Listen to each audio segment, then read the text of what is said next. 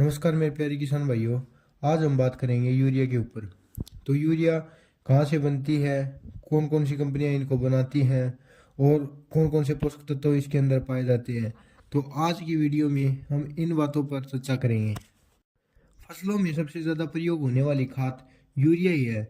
लगभग सभी किसान अपने खेत में यूरिया फर्टिलाइज़र का उपयोग करते हैं, क्योंकि यूरिया फर्टिलाइज़र से बहुत सारे महत्वपूर्ण जो ज़रूरतमंद पोषक तत्व होते हैं उन्हें हमारे फसल के अंदर पूर्ति करती है। साथ ही पौधों में नाइट्रोजन की मात्रा को भी पूर्ति करती है। अगर हम हमारे खेत में यूरिया का प्रयोग करते हैं तो हमारी फसल में एकदम से ग्रोथ देखने को मिलता है, और अगर हम हमारे खेत में यूरिया का प्रयोग ना करें तो फसल में ग्रोथ रुक भी जाती है। भारत में यूरिया बहुत सी कंपनियां बनाती हैं, जैसे चंबल फर्टिलाइजर एंड केमिकल्स, जैसे कोरोमंडल इंडस्ट्रियल, जैसे दीपक फर्टिलाइजर एंड इफ्को के अलावा और भी बहुत सारी कंपनियां फर्टिलाइजर बनाती हैं, और भारत के अंदर इसकी सरकारी रेट भी तय की जाती है।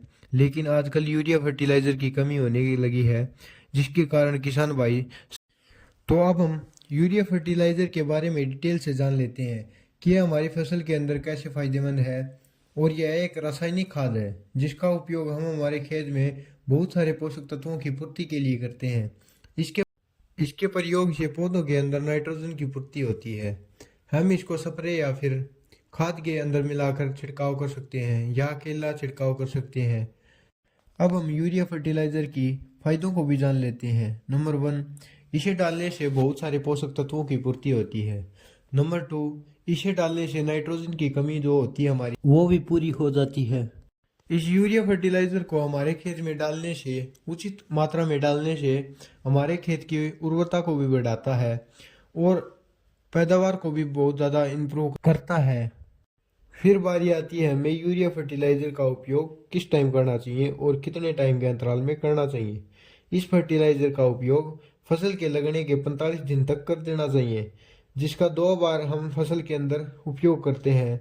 नंबर 2, अगर आप धान की फसल की रोपाई करते हैं तो रोपाई के पहले सप्ताह के अंदर इसका उपयोग 35 किलो के पर एकड़ के हिसाब से हम करना चाहिए। और दूसरी बार जब कल्ले निकल के आ जाए तब हमें यूरिया का प्रयोग करना है, जिसे हम 45 केजी के हिसाब से हम पर एकड़ के हिसाब से हम प्रयोग कर सकते हैं। अब हम बात कर लेते हैं नैनो यूरिया की। भारत सरकार द्वारा हर पैकेट के अंदर सब्सिडी उपलब्ध कराई जा रही है, जिसके कारण हमें खाद कम कीमत पर मिलती है। लेकिन आजकल यूरिया खाद की मांग बहुत ज़्यादा बढ़ गई है, जिसके कारण सरकार इस खाद की पूर्ति नहीं कर पा रही है। इसके चलते सरकार ने कदम उठाया कि खेतों के अंदर नैनो यूरिया का प्रयोग किया जाए। नैनो यूरिया सबसे बड़ी सहकारी कंपनी इफ्को कंपनी द्वारा बनाई जा रही है, जिसको सरकार काफ़ी प्राथमिकता दे रही है। इसके एक बोतल के अंदर आधी बोरी यूरिया के पोषक तत्व पाए जाते हैं, और इसके उपयोग से मिट्टी की उर्वरता शक्ति बढ़ती है और किसानों का खर्चा भी बचता है। अब नैनो यूरिया का यूज़ कैसे करते हैं वो हम जान लेते हैं। तो इसे स्प्रे के साथ मिलाकर हम नैनो यूरिया का प्रयोग कर सकते हैं। अब हम बात कर लेते हैं नीम लेपित यूरिया की। आजकल ज़्यादातर कंपनियां नीम लेपित यूरिया बनाती हैं, क्योंकि नीम लेपित यूरिया डबल फायदे देती है, जिससे फसल में पोषक तत्वों की पूर्ति होती है।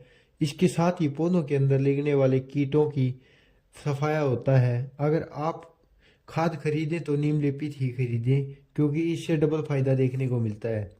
भारत में यूरिया खाद का पहली बार प्रयोग 1965 से 1966 में हुआ था।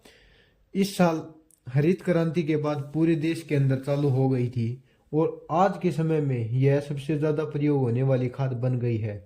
अब हम बात कर लेते हैं कि इसके नुकसान क्या हैं।